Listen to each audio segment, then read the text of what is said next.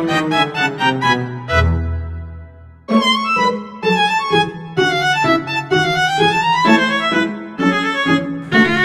semuanya, di sini kami akan menjelaskan dua tokoh agama yang berpengaruh, yaitu Ahmad Dahlan dan Johannes Calvin. Pantengin terus ya. Kami akan membandingkan dua tokoh ini Dari kedua agama yang berbeda. Apa perbedaan dan persamaan mereka dan bagaimana pengaruh mereka di dunia? Kita akan menjelaskannya di video ini. Tonton sampai habis ya.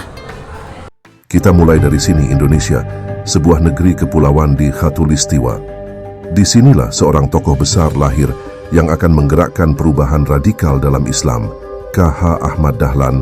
Lahir di Yogyakarta pada tahun 1868. Beliau tumbuh di lingkungan keraton dan pesantren yang kental dengan tradisi Islam. Namun, ia melihat adanya praktik-praktik agama yang bercampur dengan tradisi lokal yang ia anggap tidak sesuai dengan ajaran Islam murni. Ajaran utama K.H. Ahmad Dahlan berpusat pada tajdid, yaitu dengan membersihkan Islam dari tahayul, bid'ah, dan khurafat, mengintegrasikan pendidikan agama dengan ilmu umum dan sistem sekolah modern yang saat itu tidak lazim di pesantren, menerjemahkan ajaran Al-Quran dan menjadi gerakan nyata seperti mendirikan panti asuhan, rumah sakit, dan sekolah. Dahlan berfokus pada pemurnian dan amal sosial dalam Islam, menghadapi tantangan sinkretisme dan kemunduran umat Islam di tengah penjajahan. Persamaannya dengan Calvin adalah keduanya menolak taklid buta terhadap praktik tradisional atau ajaran otoritas agama yang tidak berdasar pada sumber primer. Kontribusi K.H. Ahmad Dahlan diwujudkan melalui pendirian Muhammadiyah pada tahun 1912. Beliau menjadikan Islam sebagai kekuatan yang proaktif dan maju, yang akhirnya turut menjadi fondasi pergerakan nasional Indonesia. Muhammadiyah telah menjadi salah satu organisasi Islam terbesar di dunia. Visi beliau tentang Islam yang modern, terbuka, dan berorientasi pada amal sosial terus membentuk wajah Islam di Indonesia. Beliau sangat berjasa ya. Selanjutnya kami akan menjelaskan tentang tokoh kekristenan, yaitu Johannes Calvin. Simak terus ya. Dan berabad-abad sebelumnya, di benua lain, di Eropa, seorang teolog bernama Johannes Calvin telah memicu gelombang besar yang mengubah wajah kekristenan selamanya.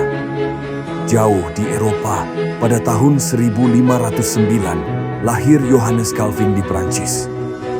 Ia hidup di tengah gejolak reformasi Protestan yang dipimpin oleh Martin Luther.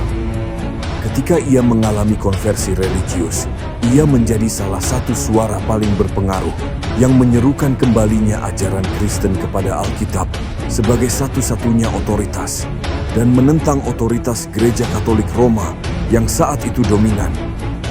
Ajarannya yang paling terkenal adalah Calvinisme, yaitu hanya Alkitab yang menjadi otoritas tertinggi dalam iman dan kehidupan, predestinasi, takdir, dan menekankan pentingnya kerja keras, disiplin, dan penghematan sebagai tanda ketaatan dan bahkan sebagai indikasi status terpilih seseorang. Calvin berfokus pada kedaulatan mutlak Tuhan, predestinasi dalam kekristenan, dan menghadapi otoritas dan praktik gereja abad pertengahan. Melalui karyanya Institutio Christianae Religionis dan kepemimpinannya di Jenewa, Swiss, menciptakan model gereja dan masyarakat yang teratur dan disiplin. Ia tidak hanya seorang teolog, tetapi juga seorang organisator yang meletakkan dasar bagi sistem gereja Presbyterian dan Reform di seluruh dunia. Kontribusinya adalah meletakkan fondasi teologis yang sistematis untuk reformasi Protestan. Calvinisme menyebar ke Eropa, Amerika, dan Skotlandia, melahirkan tradisi gereja Presbyterian, Reformed, dan kongregasional. Mereka menunjukkan bahwa perbaruan agama bukanlah tentang menghancurkan, tetapi tentang kembali ke esensi dan mengaplikasikannya secara relevan dengan tuntutan zaman. Meskipun beroperasi di dua agama, benua, dan abad yang berbeda, semangat mereka sama, yaitu ingin mengembalikan ke sumber ajaran murni dan mewujudkannya dalam aksi nyata demi kemajuan masyarakat. Semoga kisah ini menginspirasi kita bahwa perbaruan adalah proses yang terus-menerus. Semoga informasi yang kelompok 3 buat ini bisa bermanfaat untuk kita semua. Bye.